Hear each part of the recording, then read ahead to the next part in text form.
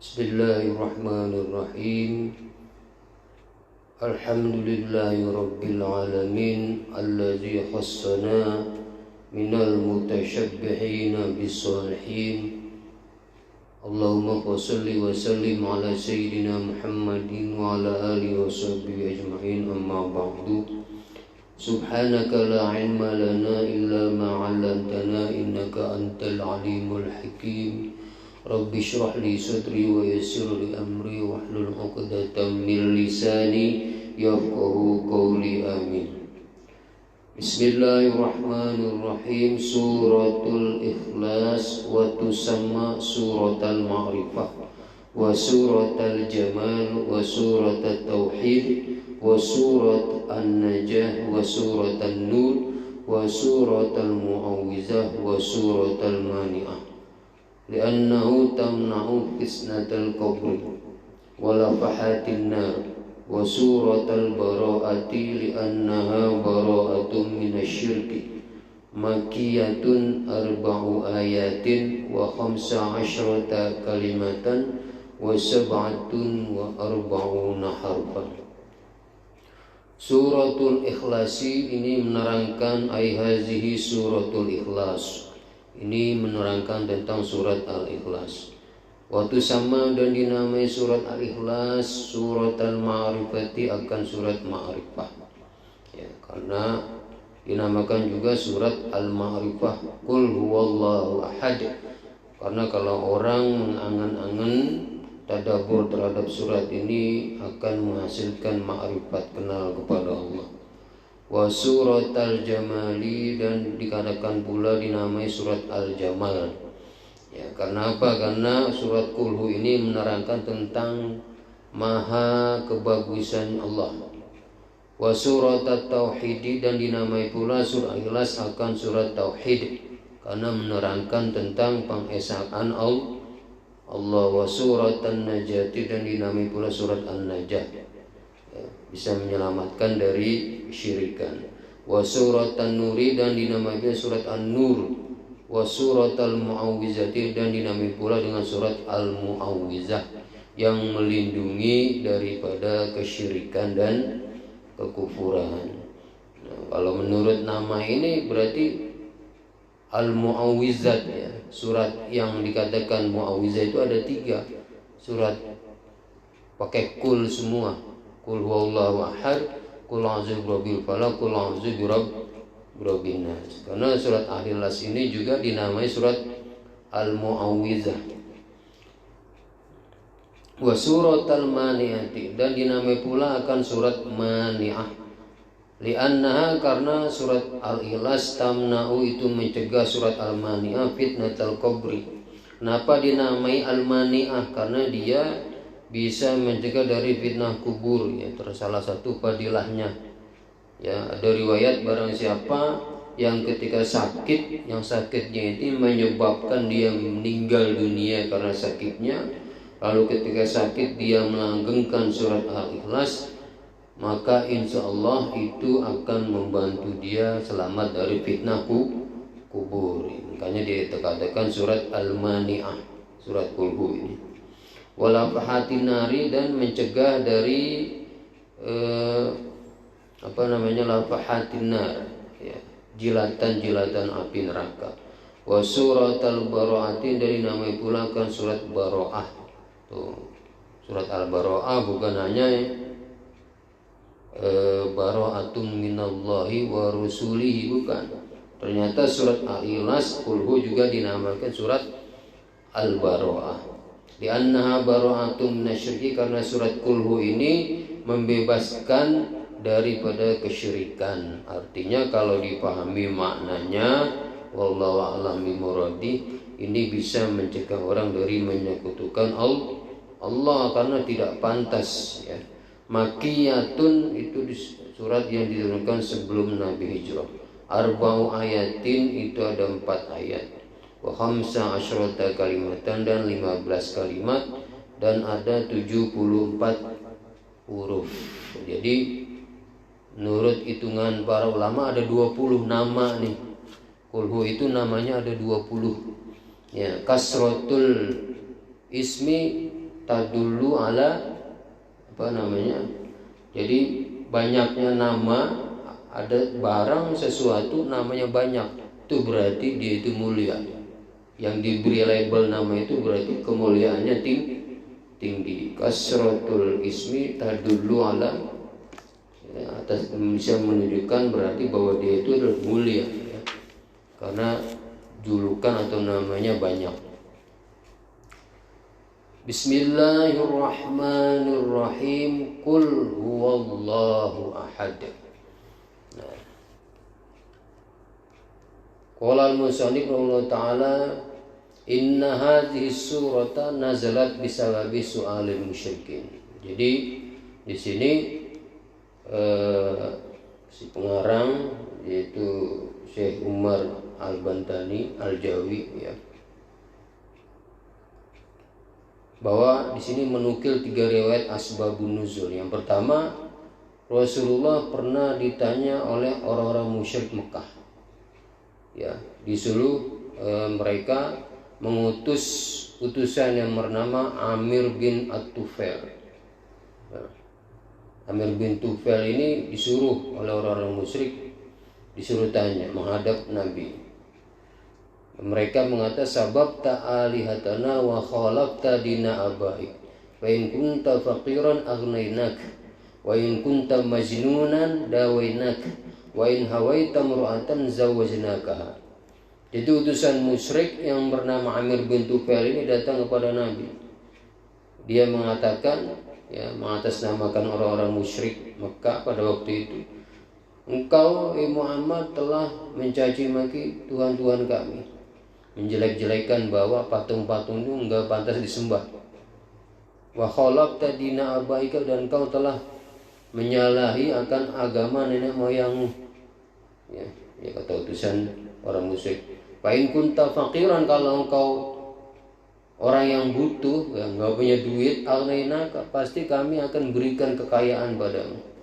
Wa in kunta majnunan dawaina, kalau engkau agak sinting, ya, ini istilah mereka, dawainaka, maka kami akan mengobati engkau. Wa in hawaita mru'atan zawajnaka, kalau kamu ingin seorang perempuan, akan kami nikahi engkau kepadanya. Pilih perempuan mana yang kau pilih. Lalu apa jawab Nabi? Nabi menjawab, lastu bifakirin wala majnunin wala hawaitu mru'atan, ana Rasulullah yadukum min ibadatil asnam ila ibadatihi. Jawab Rasulullah tegas, aku bukan orang fakir, aku juga bukan orang yang gila, aku juga tidak sedang menginginkan seorang perempuan. Aku adalah utusan Allah yang mengajak kalian dari menyembah berhala-berhala untuk menyembah kepada Tuhan yang hak. Itu jawaban Nabi. Nah, kemudian ada riwayat tentang asbabun nuzulnya, bahwa ini adalah pertanyaan daripada utusan orang-orang Nasrani, ya.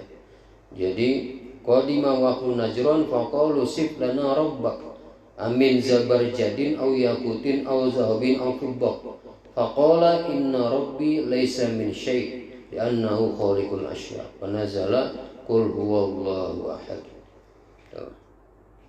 Jadi utusan orang-orang Nasrani kabilah Najran yang ada di Madinah, ya, pernah bertanya kepada Nabi, sif lana rabbaka, coba sebutkan ciri-ciri Tuhanmu kepada kami.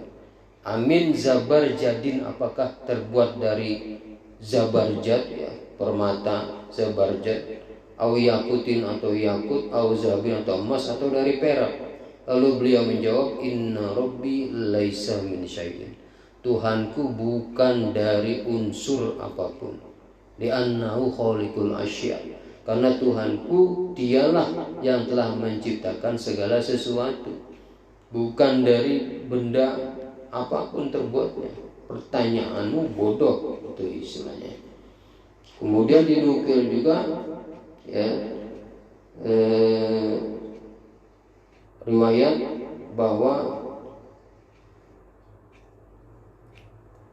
Yang datang itu menanyakan adalah utusan daripada pendeta-pendeta Yahudi kepada Nabi. Mereka bertanya, "Sif lana rabbaka la'allana nu'minu bika." Wahai Muhammad, beritahukan kepada kami siapa itu Tuhan. Ya, mungkin kami bisa percaya kepadamu. Fa inna Allah Ta'ala anzala sifatahu fit Taurat. Karena Allah telah menurunkan sifat-sifatnya di dalam kitab Taurat yang kami baca. Fa akhbirna min ayyi syai'in hu. Maka ceritakanlah kepada kami, ya, dari bentuk apa Tuhanmu itu. Wa hal yaqulu wa yashrabu, apakah dia makan atau minum.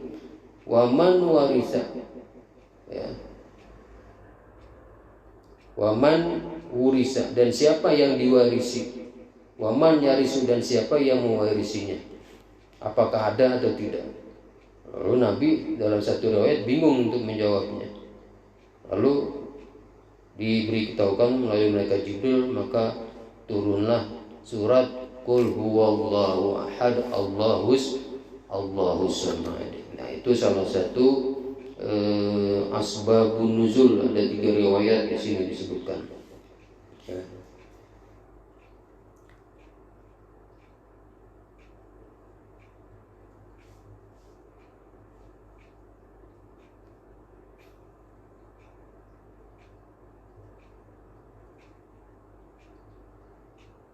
Bismillahirrahmanirrahim. Qul huwallahu ahad. Qul, katakanlah olehmu Muhammad, huwallahu ahadun. Huwa bermula Tuhanku. Ini kalau dihubungkan dengan asbabun nuzul daripada surat ini. Jadi tadinya Nabi kan ditanya, suruh diterangkan Tuhanmu itu sifatnya bagaimana, atau terbuat dari apa, ya, terbuat dari apa. Malah salah satu riwayat, mereka itu heran ketika Rasulullah mengatakan Tuhan itu Esa. Ya, mereka mengatakan begini, Tuhan kami ada 360, berhala kami ada 360. Itu saja tidak mencukupi atau tidak selalu mencukupi kebutuhan kami, apa yang kami minta. Bagaimana dengan kamu mengatakan 360 berhala yang kami sembah aja nggak bisa. Bagaimana Tuhan kamu yang kamu katakan Esa itu bisa memenuhi kebutuhan kami? Itu diantara dialognya seperti itu. Maka turun ayat ini. Qul huwallahu ahadun. Huwa ini bisa kembalinya kepada Rabbi. Tuhanku, bermula Tuhanku yaitu Allahu Allah. Ahadun itu yang Esa. Ya, kalau huwa ini marja' domirnya kepada Rabbi, ya, sebagaimana asbabun nuzulnya, maka dia menjadi mubtada, Allahnya menjadi khobar, ahadun menjadi khobar sani atau menjadi badal nahunya. Qul huwallahu ahadun. Katakanlah wahai Muhammad, bermula Tuhan kami yaitu Allah, ahadun dan Esa, ya, menjadi khobar atau menjadi badal bisa dari lafaz Allah. Allah Tuhanku, atau dia Tuhanku yaitu Allah, ahadun yang mempunyai sifat tunggal ataupun Esa, ya. Atau kalau bisa juga huwa ini marja' domirnya adalah domir sya'an. Domir sya'an itu adalah domir, ya, yang kandungan isinya itu ditafsiri oleh jumlah sesudahnya. Misalnya fa'lam annahu la ilaha illallah, itu adalah dhamir sya'an. Ketahuilah annahu sesungguhnya keadaan itu, fa'lam annahu bahwa sesungguhnya, kalau di Jawa sesungguhnya kelakuan itu la ilaha, bahwa sesungguhnya, begitu saja. Marja' dhamirnya enggak ada kalau dhamir sya'an, karena dia ditafsiri oleh jumlah sebelumnya. Annahu la ilaha illallah. Nah, di sini kalau huwanya ini dhamir sya'an, maka Allah menjadi mubtada, ahad menjadi khobar. Qul huwallahu ahad. Katakanlah wahai Muhammad, bermula Tuhanku itu adalah Allah, ahadun dan itu esa tunggal satu ya. Di sini tentang makna ahad. Ada yang bilang ahad dengan wahid itu adalah sama, muradif ya. Ada yang bilang dibedakan. Ini berbeda-beda, ada ulama banyak ya pendapat. Ada yang bilang ahad itu sama dengan wahid, ada yang bilang beda. Ahad itu karena dia adalah sifat musyabbahah, asalnya adalah lafal wahadun yang berarti satu. Kenapa dipakai ahad? Karena dia lebih menunjukkan tamakun. Sama-sama berarti tunggal esa, tetapi lebih menunjukkan ahadiyahnya kata ahad. Jadi ahad pasti wahid, wahid enggak mesti ahad ya. Itu menurut sebagian pendapat. Kalau yang mengatakan beda artinya, kalau yang mengatakan sama sinonim ya enggak perlu dibedakan. Cuma ada kebiasaan ya dalam bahasa Arab itu, misalnya ada orang mengatakan fulanun la yukafiuhu wahidun. Si anu itu tidak ada yang mampu mengimbanginya satu orang pun. Seseorang, kalau wahidun artinya seseorang.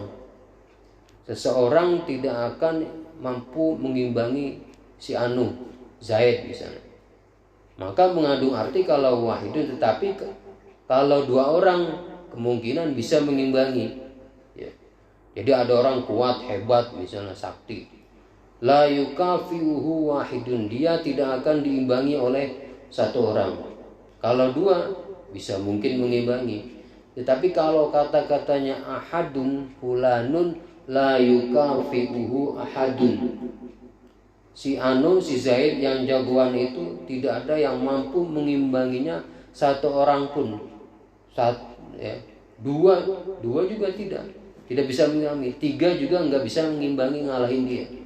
Itu perbedaan antara makna wahid dan ahad ya. Kalau menurut yang mengatakan bahwa ahad ini adalah beda, yang mengatakan ahad beda berarti di sini kata ahad karena dia adalah sifat musyabbahah, maka dia lebih makna satunya, makna keesaannya ini lebih secara zati ya secara zati itu dengan sendirinya, bukan karena unsur lain.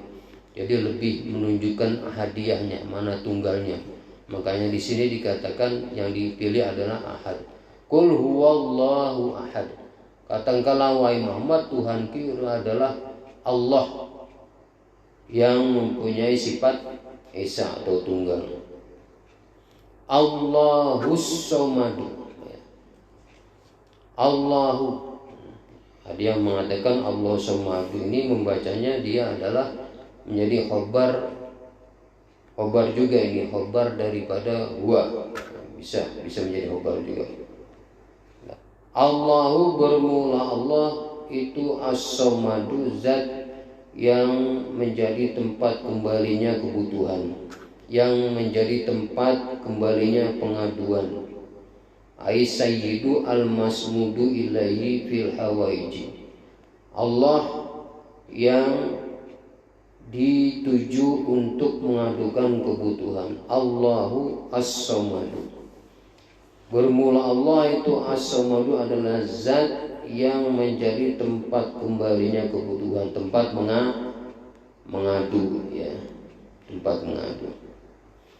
Nah, di sini kenapa ahadun ya, ini menurut komentar para ulama ya, yang dihubungkan dengan tata bahasa Arab, gramatika Arab. Kenapa ahadun di sini pakai al, kalau asom enggak pakai al, ada nakiro. Kalau as-somadu di sini pakai al ma'rifat. Ya, ini berarti kalau khobarnya itu adalah ma'rifat, berarti ada mana qasr. Ya, mana qasr artinya sifat as-somadiyah itu hanya milik Allah. Itu satu yang pertama artinya. Kalau ma'rifatnya itu dikasih al, khobarnya dikasih al. Hanya Allah lah yang mempunyai sifat as-somadiyah, zat yang berhak untuk kita mengadukan kebutuhan kepadanya.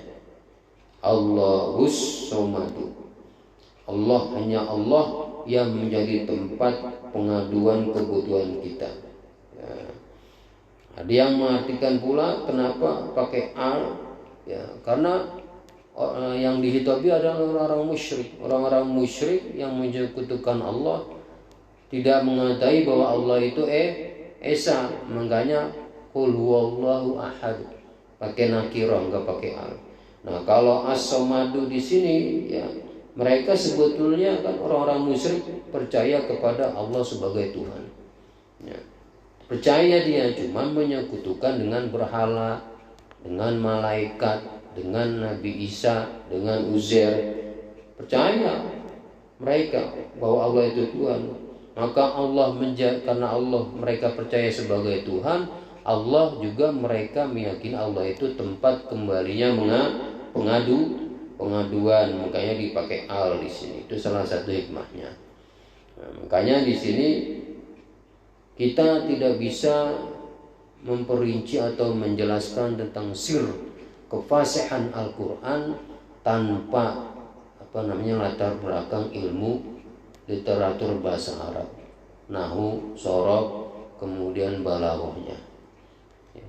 Jadi kalau ngaji tafsir dengan hanya terjemahan saja, maka makna-makna yang seperti tadi itu sir-sir dakikoh yang sangat halus yang hanya dipahami oleh para ulama yang mempunyai latar belakang lengkap, maka kefasihan atau kemukjizatan Al-Quran menjadi tidak terungkap, ya, yang menjadi tidak terungkap. Makanya perlu memperhatikan tafsir dengan disiplin ilmu yang saya sebutkan tadi. Allahus somadu, bermula Allah itu dialah hanya Tuhan, hanya zat yang menjadi tempat kembalinya kebutuhan kita, tempat mengadunya kita. Allahus somadu. Lam yalid, tidak pernah melahirkan Allah. Ay lam yasdur anhu waladun li'annahu lam yujanishu syai'un. Enggak pernah timbul muncul dari zat Allah sifat kelahirannya melahirkan. Allah enggak pernah melahirkan.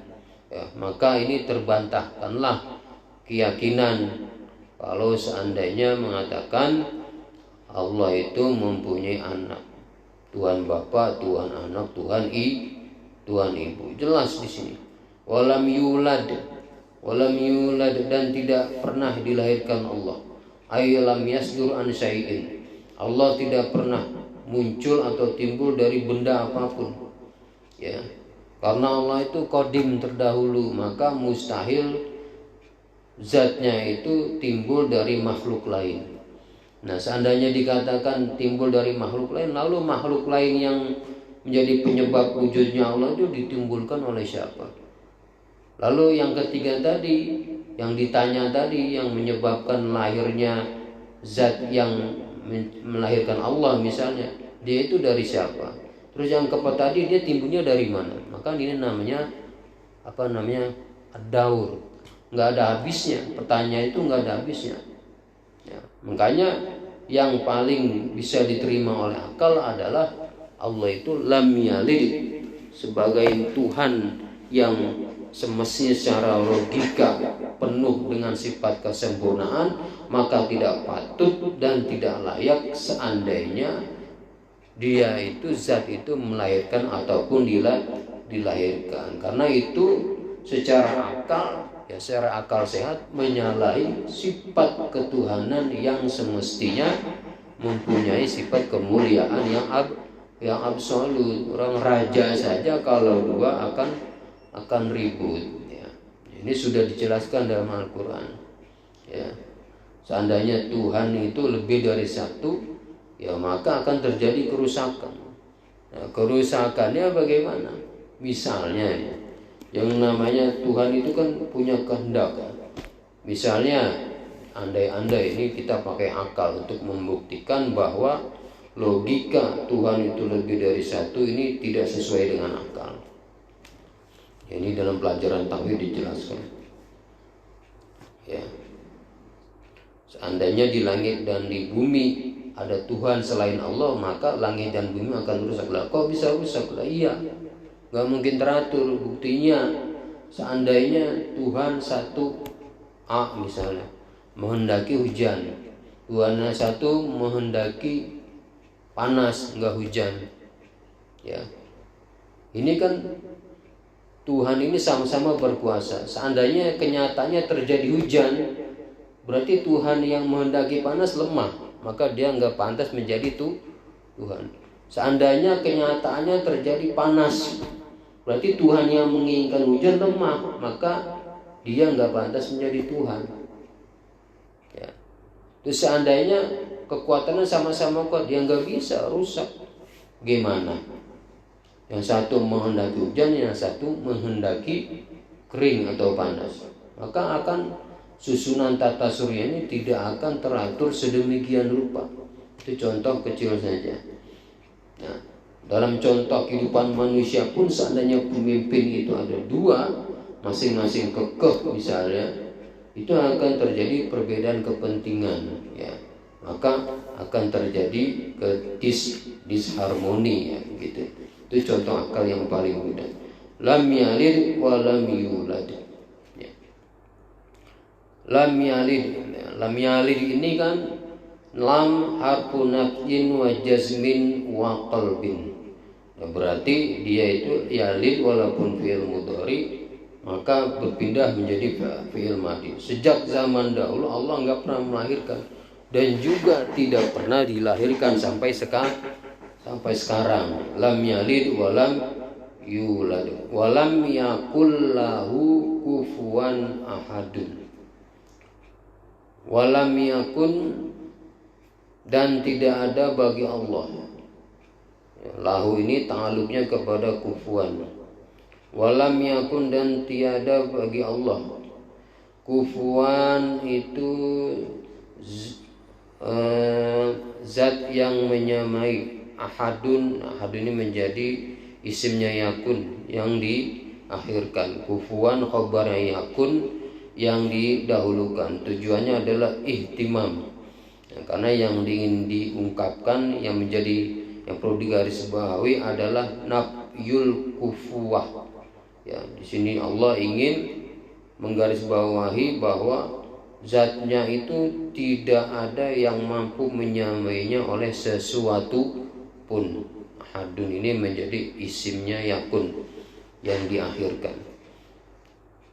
Ya. Nah, selain daripada tujuannya adalah riayatil fasilah, supaya susunan akhir daripada setiap kata ini menjadi sama gitu.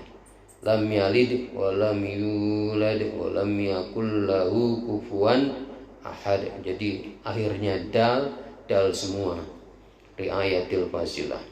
Dan juga dari segi balaghahnya kenapa didahulukan khobarnya, karena li ziyadatil ihtimam, ya. Walhasil ini adalah surat yang merupakan, dikatakan tadi diantara namanya adalah Al-Muqashqishah, ya, Al-Mubri'ah minasyirki. Sebagaimana surat Qul ya ayyuhal kafirun itu juga mengandung arti membebaskan seandainya kita akan dari menyekutukan Allah. Ya. Dari awal sampai akhir, ya, ini semuanya menolak tentang keyakinan musyrik, munafik dan kufar, ya. Semuanya ditolak dengan satu surat. Makanya disebut juga surat tauhid, ya, mengandung arti mengesahkan Allah.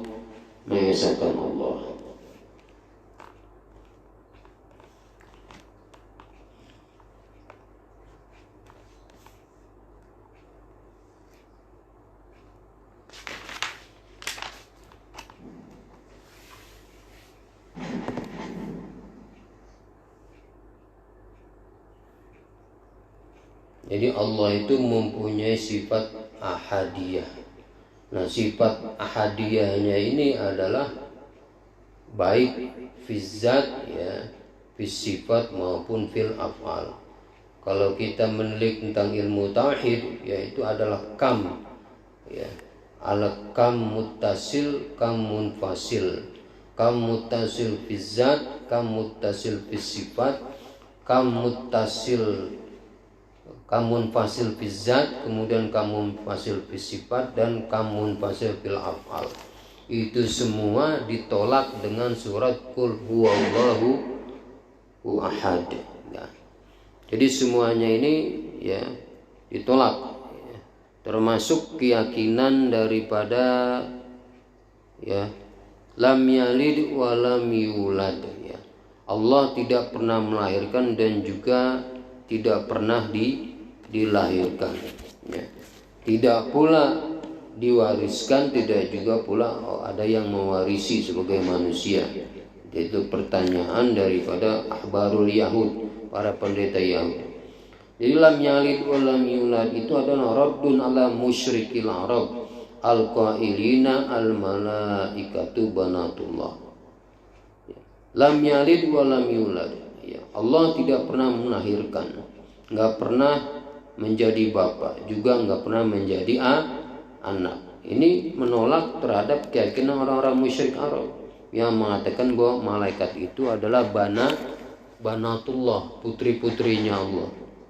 Kemudian orang Yahudi juga keyakinannya ditolak, yang mengatakan Uzair adalah ibnullah. Uzair itu adalah anak Allah. Dan juga keyakinan orang-orang Nasrani, ya, yang mengatakan bahwa Isa adalah anak Tuhan, ya. Nah, jadi semua jumlah itu menunjukkan arti kesempurnaan Allah, saling melengkapi. Nah, walam yakul lahu kufuwan ahad ini seakan-akan menjadi penyempurna. Ya, kalau Allah itu ahad esa, kemudian Allah itu as-samad, zat yang sempurna yang menjadi tumpuan kebutuhan kita, tempat kita mengadu.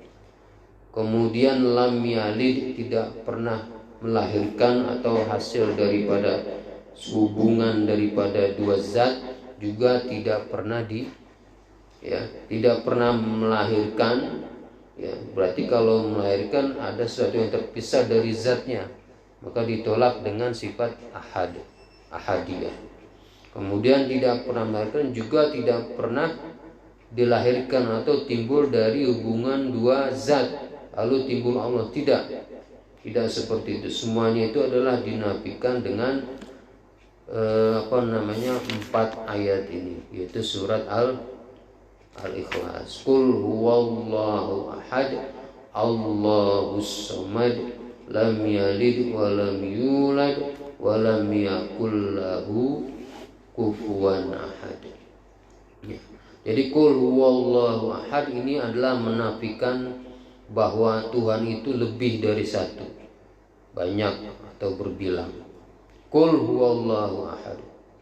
Kemudian Allahus samad, Allah itu adalah satu-satunya zat yang menjadi tempat aduan kita, tempat kita mengadukan permasalahan, mengadukan permintaan.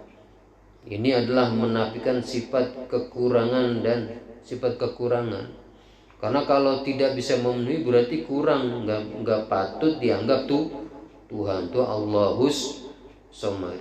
Kemudian menafikan illah wal ma'lul.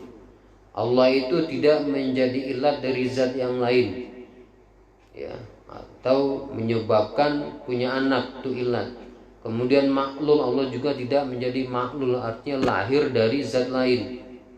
Dinafikan dengan ayat lam yalid wa lam yulad. Kemudian asyabih wan nazir.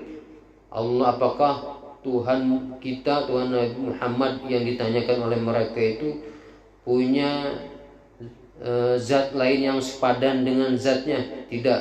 Walam yakul lahu kufuwan ahad. Tidak ada satu orang pun zat yang menyamai Allah. Jadi ini semua adalah menjelaskan tentang tauhid, sesuatu sifat yang tidak pantas, kekurangan-kekurangan dinafikan semua dalam surat ini. Makanya dikatakan surat At-Tauhid atau dinamakan juga surat Al-Muqassisah, yang Al-Mubri'ah, membebaskan dari kesyirikan, ya, daripada penyekutuan kita kepada ilahi, kepada Allah, ya. Itu adalah jawaban, ya, jawaban daripada pertanyaan, baik menurut riwayat orang-orang musyrik kota Mekah ataupun utusan para pendeta Yahudi atau utusan daripada kabilah Najran, tentang bertanya tentang sifat Tuhan Nabi Muhammad, yang dimana Nabi menyuruh kepada mereka untuk kembali kepada Tuhan yang satu. Dijawab semua. Ini adalah surat yang mengandung tauhid, ya, yang mengajarkan kepada kita tentang keesaan zat yang maha tunggal absolut, ya, absolut, yang tidak bisa dimiliki oleh zat yang lain. Nah, dan salah satu faedahnya adalah ini banyak, ya, salah satu faedahnya diantaranya adalah yang saya ingat, ini juga pernah diijazahkan, ya. Jadi saya cerita sedikit, ya. Pertama kali saya datang ke pondok pesantren itu Anwar Sarang. Jadi beliau almarhum al-maghfurlah Syekh Murabbi Ruhi Syekh Muhammad Zubair Ghafarallahu lahu. Beliau mengatakan kepada ayah anda dan paman kami di situ, ya, memang karakteristik beliau ini diantaranya ini selalu ingin orang yang datang kepadanya itu istilahnya sampai masalah keluarga rezeki itu dikasih tahu. Jadi jangan sampai datang itu sia-sia, ya. Selain didoakan juga kadang dikasih amalan gitu, ya. Setelah ditanya-tanya itu wali murid, ya, wali santri tentang rezeki, pekerjaan, akhirnya beliau ngasih tahu ijazah. Di antaranya adalah ini ada riwayatnya, ya, riwayat bahwa ada seorang mengadukan kefakiran kepada Rasulullah.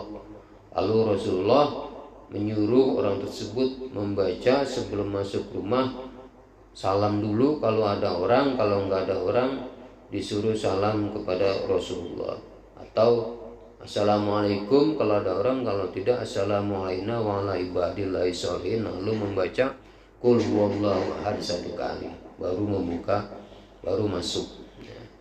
Kemudian diceritakan setelah mengamalkan ini orang tersebut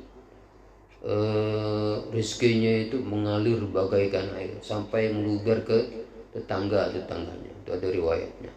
Dan begitu pula yang diijazahkan oleh guru kami, sama persis, ya, yaitu sebelum masuk ke rumah membaca salam kalau ada orang, kalau enggak membaca assalamualaikum wa ala ibadillahi sholihin, lalu baca kulhu 1 kali, lalu masuk rumah. Mudah-mudahan bisa diamalkan ini, ya. Dan ada riwayat hadisnya seperti saya sebutkan tadi. Nah, kalau belum juga, ya sabar, jangan langsung tes. Nabi Musa aja, ya, diijabahi itu setelah berapa tahun, ya, berapa puluh tahun itu Nabi Musa diijabah doanya, ya. Jadi kadang-kadang kita itu nggak sabaran, ya, pengen mendapatkan rezeki gitu, ya. Satu amalan nggak cukup, minta ijazah ini dibaca, masih kurang, pindah lagi minta ijazah lain, masih kurang juga, pindah lagi minta ijazah lain, dibaca semua, atau kadang nggak dibaca, yang kedua ditinggalkan, satu ditinggalkan. Ini keadaan seperti ini mestinya bikin kita berpikir, ya.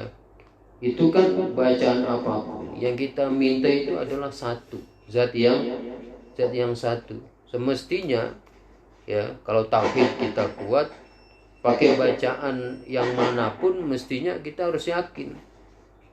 Makanya ada istilah, ya, ketika Imam Al-Junaid ditanya, kenapa saya tidak merasakan manisnya ibadah, ya. Terus apa jawab Imam Junaid mengatakan, karena engkau menyembah ibadah. Yang kau sembah itu ibadah, bukan Tuhan. Apa ini maksudnya? Jadi orang bertanya, dia tidak merasakan lezatnya ibadah, merasa asik untuk beribadah sebagaimana Nabi. Nabi itu ju'ilat qurratu aini fi shalah. Ketika sholat aku merasa tentram, merasa senang. Ini orang bertanya kepada tokoh sufi itu Imam Junaid, aku kok nggak merasa enak ya ketika beribadah? Apa jawabannya? Karena engkau menyembah ibadah. Kalau kau ingin tenang, sembahlah Tuhan, bukan ibadah yang kau sembah. Ini makna pengertian ini sangat dalam sekali ini. Ya, sangat dalam. Menyembah ibadah tapi tidak menyembah zat yang disembah. Apa ini maksudnya? Seperti saya contohkan tadi, kadang-kadang orang nyari ijazah untuk rezeki, ini dibaca. Kurang puas, ganti lagi cari ijazah lain. Kurang puas, ganti lagi. Ya, seakan-akan yang menyebabkan rezekinya itu amalannya itu, bukan zat yang diminta. Maka ini halus sekali ini. Ya masih mending yang dibaca itu loh, baca-bacaan, misalnya Al-Quran ataupun sholawat, masih mending. Nah, kalau gonta-ganti dukun gimana? Dukun ini kurang manjur, dukun ini kurang manjur, dukun ini masih tetap aja nggak ada habisnya. Sirik udah larinya. Kalau lari-lari ke dukun, ya, ke dukun dalam arti pengertian seperti tadi, ya. kurang manjur, ganti lagi, kurang manjur, ganti lagi. Kalau yang ganti-ganti amalan tadi masih mending karena masih unsur doa yang dipakai. Cuman itu tadi. Jadi kalau kita berpikir secara mendalam, ya, satu pun amalan kalau kita istiqomah, dan kita harus tanamkan dalam diri kita bahwa kita itu meminta kepada zat yang as-samad, alladzi yusmadu ilaihi fil hawaij, tempat tumpuan kita mencari kebutuhan, pengaduan kita. Sebetulnya amalan apapun kalau kita yakin, ya sampai pasti diterima. Cuman di dunia ini kan ya kita introspeksi. Siapa tahu Allah itu tahu kalau diijabah kita maka akan menjadi lebih buruk keadaan, baik dunia maupun akhirat misalnya. Bisa jadi seperti itu. Atau bisa jadi ijabahnya doa kita itu nanti di akhirat, ya, di akhirat. Jadi ada suatu cerita, ya, nanti ada orang di akhirat itu bingungnya dia takjub, saya ini ganjaran gede gini dari mana ya? Dia merasa enggak mengamalkan pekerjaan yang diganjar sebesar itu di akhirat. Dia bertanya, ini ganjaran apa ini kok besar sekali? Lalu dijawab, itu adalah jawaban atas doamu yang ditangguhkan ketika engkau minta di dunia. Wah, kalau begitu saya coba dulu semua doa saya enggak dikabulin di dunia, saya dapat sekarang di akhirat. Manusia emang itu nggak mau kalah, ya, maunya menang terus. Ya. Ketika dikatakan begitu, dia kepengen semua doanya ketika dunia itu enggak diijabah. Ya. Karena apa? Karena ternyata ada balasan yang sangat agung disimpan oleh Allah untuk diberikan kita di akhirat. Ketika doa kita di dunia tidak dijabah, Allah nanti akan ngasih ganjaran yang tidak terduga di akhirat. Makanya sebetulnya doa itu adalah, ya, semestinya, ya, sebagaimana ada syairan, ya, saya baca boleh ya. Qad kafani ilmu rabbi min su'ali wa ikhtiyari wa du'ai wa ibtihari syahidun li bifdigari wa li hadza sirri ad'u fi yasari wa asari ana abdun sara fakhri dimna fakri wa tirari. Jadi kita berdoa itu adalah izharul faqr. Kita menampakkan kebutuhan kita kepada Allah. Kita menampakkan mengerjakan ubudiyah kita kepada Allah. Kita sebagai hamba patutlah kita meminta kepadanya. selain daripada doa itu adalah perintah dari Allah sendiri. Jadi cukuplah ya, cukuplah doa-doa kita itu kita anggap sebagai izharul faqr. Kita sebagai hamba menjelaskan kebutuhan kita sebagai hamba kepada Sang Khalik, itu sudah cukup bagi orang-orang yang sudah arif billah. Mau diijabah ke mau tidak ke, izharul faqr. Walihaza sirri ad'u fi yasari wa asari. Karena alasan ini aku senantiasa berdoa baik di waktu sulit ataupun di waktu senang.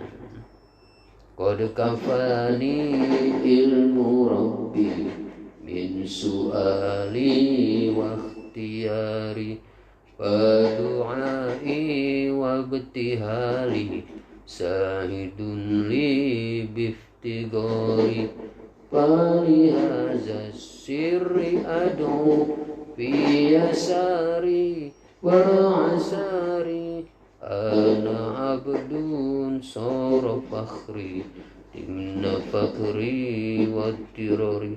Aku adalah seorang hamba, cukuplah sebagai kemuliaan bagi diriku aku menampakkan kebutuhanku dengan berdoa, bermunajat kepada Allah sebagai hamba. Itu sudah cukup. Mau dikabulkan atau tidak itu terserah Allah. Sebetulnya begini kita ya. Jadi kita melatih supaya iman kita itu atau ma'rifah kita terus bertambah sampai akhir hayat. Jangan berhenti untuk berdoa, berzikir dan lain sebagainya. Wa'bud rabbaka hatta ya'tiyakal yaqin. Wallahu a'lam. Maulaya salli wa sallim daiman abada ala habibika khairil khalqi kullimi huwal habibul ladzi turja syafa'atu.